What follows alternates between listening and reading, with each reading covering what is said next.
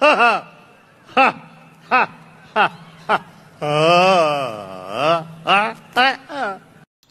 Hi guys, finally కూలీ movie చూశాను. Thalaivar movie అంటే ఆ ఎనర్జీ, ఆ హై, ఆ ఎగ్జైట్మెంట్, ఆ థ్రిల్, ప్రతి సినిమాకి ఈ మూమెంట్స్ అన్నీ తలైవర్ ఫ్యాన్స్ మాత్రమే కాకుండా జనరల్ ఆడియన్స్ కూడా ఫీల్ అవుతారు. దానికి one and only reason Rajinikanth the super star. Late లేకుండా నా ఒపీనియన్ చెప్తాను. కూలీ is all about revenge thriller.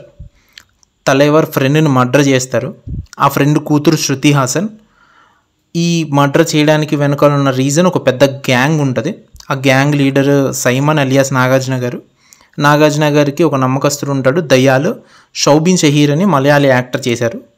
So వీళ్ళందరినీ పట్టుకొని రివెంజ్ తీర్చుకోవడమే కూలీ స్టోరీ అనుకుంటున్న టైంలో, అది కూడా సినిమా లాస్ట్ 20 minutesకి ఒక ట్విస్ట్ రివీల్.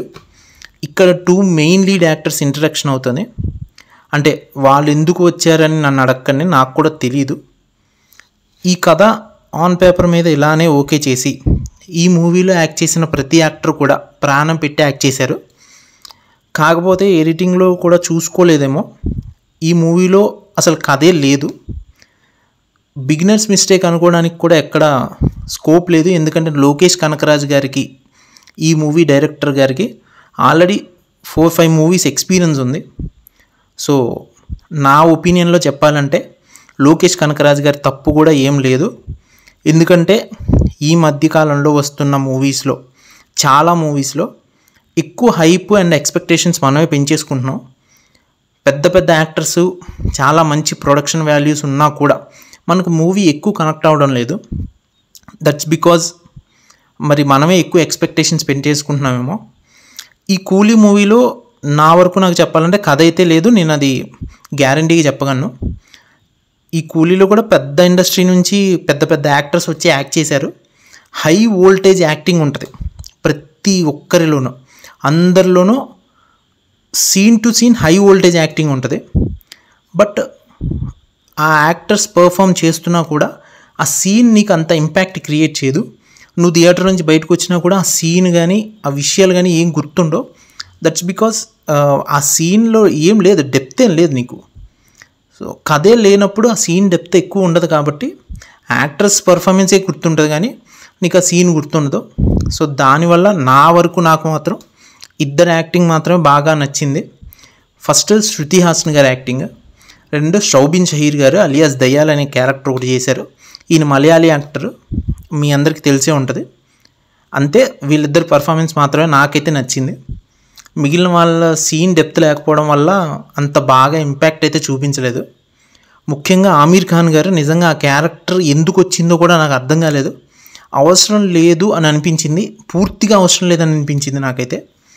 ఉపేంద్ర గారు ఒక ఫైట్లో ఇంట్రడక్షన్ అవుతారు, హైలైట్ ఉంటుంది ఆ ఫైట్. అండ్ దట్టు ఆయనకు వచ్చే బీజియం కూడా ఎక్స్ట్రాడినరీగా ఉంటుంది. బట్ ఆయనకు ఒక్క డైలాగ్ కూడా ఉండదు. మరి ఎందుకురా ఇలా అనుకున్నారో నాకైతే అర్థం కాలేదు. అనిరుద్ధ్ గారి బీజియం అయితే ఫ్లాట్గానే ఉంటుంది, కొన్నిసార్లు హై ఇస్తుంది, కొన్నిసార్లు బాగుంటుంది, కొన్నిసార్లు బాగోదు. సో కొంచెం అటు ఇటుగా ఉంటుంది. సో ఓవరాల్గా అనిరుద్ధ్ గారి మీద అయితే కంప్లైంట్స్ ఏం లేవు, అలాగని పాజిటివ్ ఇంపాక్ట్ కూడా ఏం క్రియేట్ చేయలేదు. సో ఫైనల్గా నా విషయంలో లోకేష్ కనకరాజ్ గారి ఈ కూలీ మూవీ గురించి చెప్పాలి. First of all Lokesh Kanagaraj గారి గురించి చెప్పాలి. లోకేష్ కనకరాజ్ గారి ప్రీవియస్ మూవీస్లో ప్రతి మూవీలో కూడా విలన్కి చాలా మంచి ఇంట్రడక్షన్స్ ఉంటాయి. అందువల్ల మన మైండ్లో ముందుగానే విలన్ క్యారెక్టర్స్ మీద హై ఇంపాక్ట్ క్రియేట్ అవుతుంది. ఈవెన్ మాస్టర్ లాంటి ఒక మూవీ తీసుకోండి, దానిలో తలపతి విజయ్ గారు హీరో. బట్ ఈ మాస్టర్ మూవీ స్టార్ట్ అవడం విజయ్ సేతుపతి గారి చైల్డ్హుడ్ క్యారెక్టర్తోనే స్టార్ట్ అవుతుంది. దట్స్ బికాజ్ మనం ఆ విలన్ క్యారెక్టర్కి ఇంపాక్ట్ క్రియేట్ చేసుకుంటుంది, మన మైండ్ అటు నుంచి ఆలోచిస్తుంది సినిమా. సో హీరోలకు మాత్రం చాలా జనరల్ ఇంట్రడక్షన్ ఉంటుంది, మంచి సీన్స్ ఉంటాయి, హై యాక్షన్ సీన్స్ ఉంటాయి, సాంగ్స్ అండ్ బీజియం కూడా చాలా బాగుంటాయి. బట్ ఈ కూలీ మూవీకి వచ్చేసరికి అసలు స్టోరీయే లేకపోవడం వల్ల ఏం చూసినా కూడా మనకి చాలా ర్యాండమ్ సీన్స్ లాగా, ర్యాండమ్ డైలాగ్స్ లాగా అనిపిస్తుంది. సో ఫస్ట్ ఆఫ్ ఆల్ నాకైతే అంత ఇంపాక్ట్ అయితే క్రియేట్ చేయలేదు కూలీ మూవీ. నచ్చలేదని నేను చెప్పట్లేదు, నా వరకు నాకు ఇట్స్ యావరేజ్ సినిమా. ఫైనల్గా ఒక మాట చెప్పాలంటే Coolie is only for fans. That's all for today. Thank you. Bye.